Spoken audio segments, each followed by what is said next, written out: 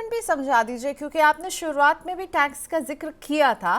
तो इस पर ट्रस्ट को टैक्स देना पड़ेगा, कौन से नियम लागू होंगे, कुछ टैक्स बेनिफिट मिलता है क्या? क्योंकि हमने जब एचयूएफ की बात की थी तो कहा था कि आप एक और फैमिली एंटिटी बना करके उसमें टैक्स काफ़ी बचा सकते हैं। तो टैक्स ट्रीटमेंट से लेकर के टैक्स बेनिफिट है, नहीं है, क्या है, समझाइए ज़रा।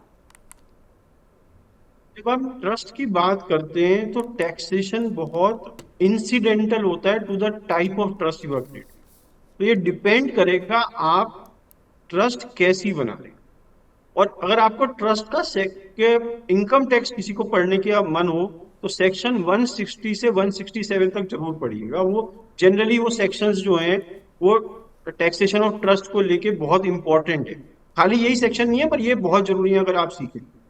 सबसे पहले, trust is the representative SSC. Trust अपने आप टैक्स नहीं देता, वो किसी को रिप्रेजेंट करता है टैक्स देते हुए। या तो वो सेटलर को रिप्रेजेंट करके टैक्स देगा या वो बेनिफिशियरी को रिप्रेजेंट करके टैक्स देगा। ये इस बात पे डिपेंड करेगा क्या ये ट्रस्ट रेवोकेबल है या इररेवोकेबल है।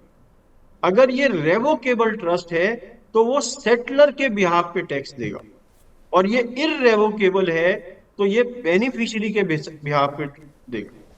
दूसरा, अच्छा अगर मैं इसको और सिंप्लीफाई करूं कि ट्रस्ट में टैक्सेशन के तीन इंसिडेंट्स हो सकते हैं। पहला इंसिडेंस है जब आपने पैसा ट्रांसफर किया ट्रस्ट के अंदर, तो क्या कोई कैपिटल गेन टैक्स या गिफ्ट टैक्स लगेगा या नहीं। तो अगर ये रेवोकेबल ट्रस्ट है तो इनकम टैक्स एक्ट कहता है कि revocable transfer of a capital asset is not a transfer. तो इनकम टैक्स इसको ट्रांसफर मानेगा ही नहीं, इसलिए टैक्स लगने की कोई बात ही नहीं। तो मैंने 1 करोड़ रुपए के शेयर उठाए और अपनी ट्रस्ट में डाल दी, राइट, पे कोई टैक्स नहीं लगेगा ट्रांसफर पे, अगर ये रेवोकेबल ट्रस्ट है। अगर ये इररेवोकेबल ट्रस्ट है तो अब ये ट्रांसफर माना जाएगा और ये गिफ्ट माना जाएगा। अब गिफ्ट में अगर बेनिफिशियरी उन रिलेटिव्स में है जिनको अनलिमिटेड गिफ्ट देना अलाउड है, जैसे आपकी वाइफ, आपके बच्चे, आपके फादर, आपके मदर, आपके ब्रदर, उनकी वाइफ, वो पूरी लिस्ट है। अगर वो उनमें से ही बेनिफिशियरी है तो गिफ्ट पे कोई टैक्स नहीं है, आप अनलिमिटेड गिफ्ट दे सकते हैं। तो ट्रांसफर इसका मतलब टैक्स फ्री मोस्ट केसेस में होगा, अनलेस अनरिलेटेड पर्सन को ट्रांसफर कर रहे हो इररिवोकेबल ट्रस्ट है। सपोज मैंने एक ट्रस्ट बनाई अपनी डोमेस्टिक हेल्प को हेल्प करने के लिए, है ना, मैंने ऐसी ट्रस्ट बनाई है। इसमें लोग कहते हैं कि हमें अपने जो जो हमारे केयर टेकर्स हैं हमें उनको प्रोटेक्ट करना है। अब ये अनरिलेटेड पर्सन हो गए, इसमें अगर आपने 50,000 रुपए से ऊपर डाल दिए तो वो उस डोमेस्टिक हेल्प की इनकम में ऐड हो जाएगा। अब वो बात अलग है कि उनकी इनकम कितनी है, कितने तक आप दे सकते हो, वो अलग बात है, पर वो टैक्सेबल होगी। तो सबसे पहले ध्यान देना है, आप बेनिफिशियरी ऐसे व्यक्ति को बनाएं जो आपके उन रिलेशंस में आता है।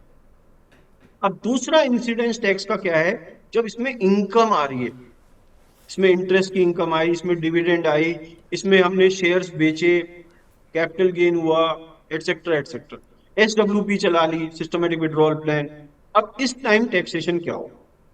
अगर ये रेवोकेबल ट्रस्ट है तो ये सेटलर की ही इनकम मानी जाएगी, सेटलर के स्लैब में ऐड हो जाएगी। अगर ये इररेवोकेबल ट्रस्ट है तो ये बेनिफिशियरीज के स्लैब्स के हिसाब से टैक्स लगेगा, बेनिफिशियरी की इनकम मानी जाएगी। तो सपोज मैंने एक ट्रस्ट बनाई जिसमें 1/3 1/3 1/3 मैंने 3 बेनिफिशियरीज को दिया, तो जो इनकम आई वो 1/3 ईच बेनिफिशियरी में ऐड हो गई, के स्लैब रेट के हिसाब से ट्रस्टी टैक्स दे देगा। तीसरा इंसिडेंस हो सकता है जब मैं एक्चुअल में सेल करता हूं, इनकम नहीं आई, मैंने सेल कर दिया कैपिटल, तो कैपिटल गेन लगेगी। और कैपिटल गेन उस हिसाब से लगेगा जो ओरिजिनल बेनिफिशियरी ने ट्रांसफर किया था उस टाइम के हिसाब से, और आज तक कितना गेन हुआ। अब इंडेक्सेशन खत्म हो गया है तो माइनस करेंगे, 12.5% टैक्स देंगे, वो तो वैसे भी लगना था, अगर आप खुद बेचते ट्रस्ट बेचेगी बराबर ही है। तो ट्रस्ट जो है टैक्स न्यूट्रल है, अगर आप ओके। इसे ठीक से स्ट्रक्चर करते हैं तो टैक्स न्यूट्रल है। पर हाँ, आपने मुझे जो टैक्स का फायदा क्या हो सकता है, तो अगर आपने एक प्राइवेट फैमिली ट्रस्ट बनाई अपनी विल में, राइट, और ये आपकी इकलौती ट्रस्ट है, और ये उन लोगों के लिए बनाई गई है जो आप पे डिपेंडेंट है, मतलब आपकी वाइफ, आपके बच्चे, आपके माता पिता, ये सबको डिपेंडेंट दिखा सकते हैं।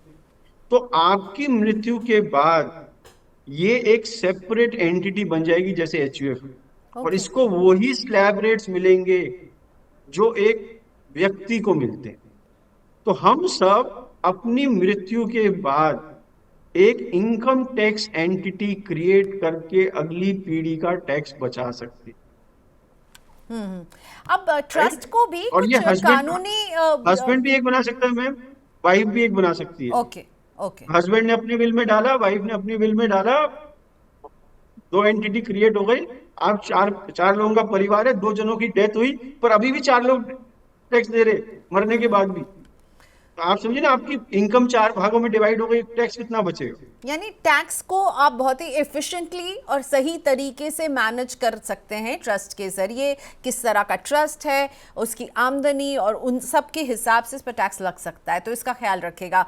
और टैक्स न्यूट्रल शब्द का इस्तेमाल किया आपने दीपक सर, तो वो भी एक बात है। तो टैक्स न्यूट्रल है, लेकिन आप इसको एफिशिएंटली मैनेज करके आप अपना टैक्स जो है सही रास्ते से बचाने का ये एक तरीका हो सकता है।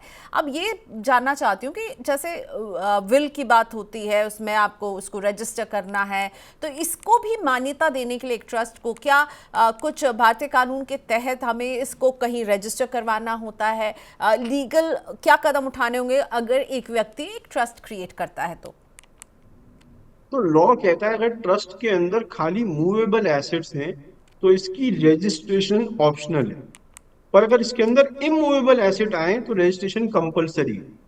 ये रजिस्टर होती है सब रजिस्ट्रार ऑफिस में।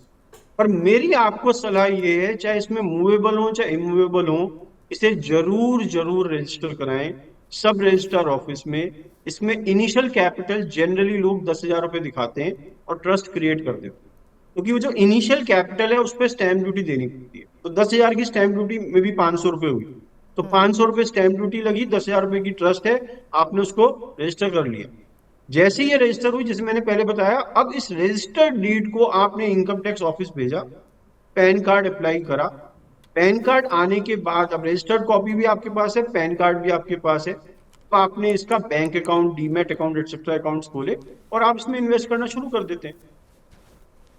और चलिए, काफ़ी कुछ हमने समझ लिया है और इस सेशन में, लेकिन आखिरी में मैं समझना ये चाहूँगी कि ट्रस्ट बनाते समय आपने क्या देखा है, वो कौन सी मिस्टेक्स है जो लोग कर देते हैं, तो उनसे ज़रा सा आगाह कर दीजिए। तो पहली मिस्टेक ये है कि लोगों को एक्चुअल में ये सोचना कि मेरे बाद क्या होगा, वो बहुत मुश्किल होता है। लोग एज्यूम करते हैं जो मेरे सामने चल रहा है ना वही मेरे बाद भी चलेगा, जो जनरली नहीं होता। क्योंकि मेरे पास ऐसे इंस्टेंस भी आते हैं कि लोग नहीं रहे, जिसने ट्रस्ट नहीं बनाई है ना, जिसने ट्रस्ट बनाई उसकी डेथ हो गई या उन दोनों की डेथ हो गई है, अब कुछ और ही हो रहा है जो वो सोच रहे, क्योंकि वो उन्होंने इमेजिनेशन के टाइम वर्स को प्रोटेक्ट नहीं करा, राइट। दूसरा, ट्रस्ट डीड कस्टमाइज्ड होनी चाहिए, राइट। आपको एक स्पेशलिस्ट के पास जाके ट्रस्ट डीड बनवानी चाहिए। आपका एक normal lawyer trust deed draft नहीं कर सकता अच्छी। ये कट कॉपी पेस्ट वाला जॉब नहीं है। आपकी इच्छाएं अलग हैं, आपकी प्रॉपर्टीज अलग तरीके की जाएंगी, आपकी आने वाली पीढ़ी अलग है, वो पीढ़ी में लोग अलग हैं। तो कैसे एक डीड ऐसी बने जो इन सब चीजों का इस्तेमाल करते हुए कस्टमाइज हो आपके लिए, राइट। तो बहुत जरूरी है कि वो कस्टमाइज हो स्पेशलिस्ट से, राइट। हम धीरे धीरे अब सुपर स्पेशलिस्ट की तरफ जा रहे हैं ना। पहले कान का डॉक्टर होता था, अब मुझे लगता है कान बहने का डॉक्टर अलग है और इसका दूसरी चीज का अलग डॉक्टर है, क्योंकि स्पेशलाइजेशन का जमाना है, सुपर स्पेशलाइजेशन का जमाना है। तो आप सुपर स्पेशलिस्ट के पास जाएं जिसका कार्य ही ट्रस्ट बनाना हो, ओके। जिससे कि वो उन चीजों को की गहरी नॉलेज हो कि क्या हो सकता है आगे, राइट। तीसरा, इसकी एंड डेट के बारे में जरूर सोचें कि कब इसको खत्म करनी। मुझे उनको फ्लेक्सिबिलिटी देनी, क्योंकि फ्यूचर बहुत अनप्रिडिक्टेबल है, पर कुछ हद तक कंट्रोल करना है। तो कंट्रोल और फ्लेक्सिबिलिटी के अंदर जो बैलेंस है वो आपको मेंटेन करना पड़ेगा, वो बहुत जरूरी है। आपने ज्यादा कंट्रोल कर दिया वो भी नुकसानदायक है, ज्यादा फ्लेक्सिबिलिटी दे दी वो भी नुकसानदायक है। तो आपको कंट्रोल विथ फ्लेक्सिबिलिटी करना है, वो बैलेंस क्रिएट करने के लिए आपको स्पेशलिस्ट चाहिए, जो शायद आप नहीं सोच पाए।